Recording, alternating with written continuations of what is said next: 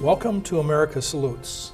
My name is Milton Schoen, and today we're going to be discussing the City of Minneapolis's Beyond the Yellow Ribbon efforts. And today we have Minneapolis Police Captain Larry Doyle as a guest and City Council Member Sandra Colvin Roy. Sandy, why don't you explain your interest in Beyond the Yellow Ribbon and the City of Minneapolis's effort? Well, to start with, I want to make sure everybody knows it's a Minnesota Beyond the Yellow Ribbon program, and the City of Minneapolis was approached last year by the Minnesota National Guard organizers of it, and my interest probably stems from two sources. My father, a Navy veteran, had us always saluting when the flag was on and TV was going off the air, which I know dates me, but my husband is a veteran of Vietnam. And it's pretty widely known now that the way soldiers were greeted or not greeted when they came home from Vietnam was the opposite of supportive. So when the Beyond the Yellow Ribbon campaign approached the City of Minneapolis to become a Yellow Ribbon community, I was immediately interested and very happy to be approached. And if I can fit this in, sure. This program started here in Minnesota by the National Guard Senior Chaplain Morris, who I understand is now a colonel, started the program. And it's been used as a model by Michelle Obama. You know, some of us. Anyway, some of us could vote for Michelle too, you know. She used it, looked at the program here as a great model for going national, which she has done. And I just wanted to brag that up a little bit for, you know, it's homegrown here in Minnesota, but it's spreading. You know, and it's a supportive model. And Captain Doyle, do you want to tell us a little bit about your interest in this?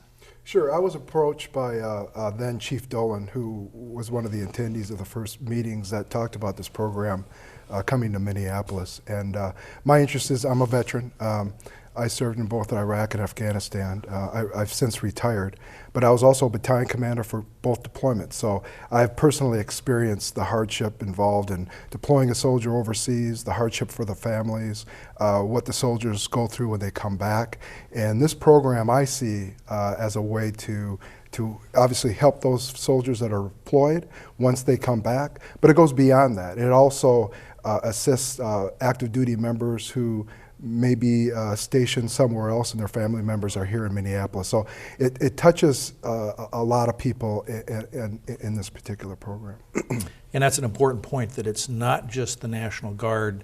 This is a supportive program for active duty military, for other veterans, and people who are in the reserves or whatever component they happen to be in. That's correct. It's not just a veterans program. It's, as you said, active duty, reserve, National Guard, and the family members of those service members, which is very important. A lot of times when you deploy, the soldiers, you know, they get a lot of attention, but the family members are sometimes stuck with chores or bills that they normally would not have to deal with. So the Yellow Ribbon program can assist them as well, which is very important. And the thing that's changed from my day, when we had a draft and we had more universal service, is many more people in our community served. And so military service is a little more unique, and as a county veteran service officer, what's unique is seeing people do second tours and third tours. So there's a more substantial burden placed on fewer people. You know, the National Guard actually did a survey of their active members. I don't remember if it was 1 or 2 years ago. And what they learned from the soldiers is that their biggest concern was for their families that they left behind and the burdens on those families. So that is part of the very foundation of this program, is to have the community be supportive of the families. And a lot of times they don't reach out. They'll just struggle along trying to handle whatever the burdens are. So part of the goal of creating a Yellow Ribbon community is to have people understand, again, that there's support out there for them, their community supports them, And just that feeling and that knowledge apparently is really important. And the city has got attacking this from a number of different levels, because you have city employees, police, fire, other employees. Oh, they're who are in every deployed. department. But you have a substantial number of people who are deployed and they come back, so this is important for them.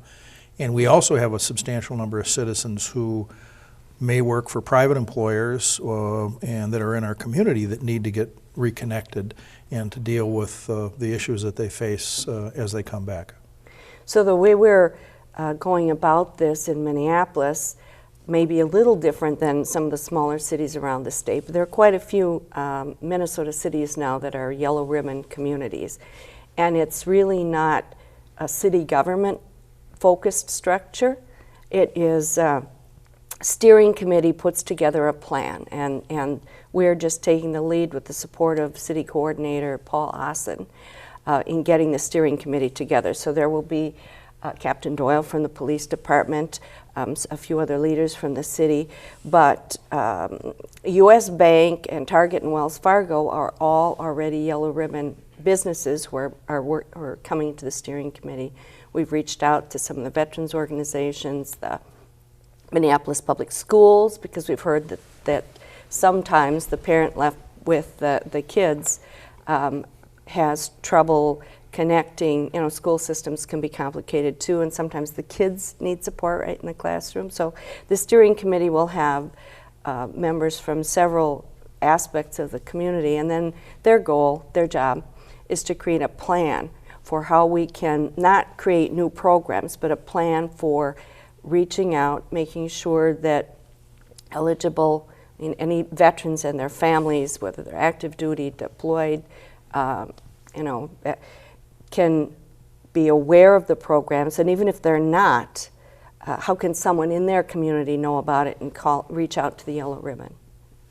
Well, I recall when the first batch of major deployment of Red Bulls came back in 2007, we were happy that we were not in recession.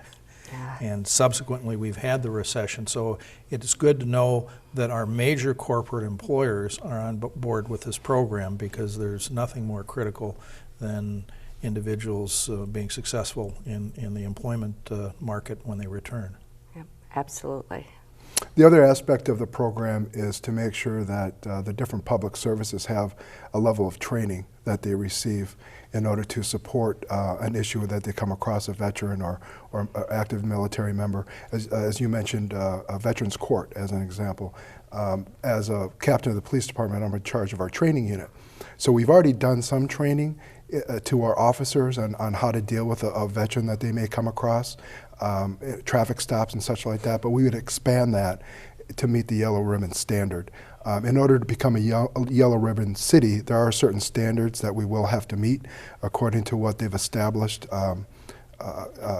in this program. So that's one of the things we'll concentrate on. I also wanted to mention Chaplain Morris. I've known him for many years, and really the premise for him starting this program was the fact that Minnesota does not have an active duty post.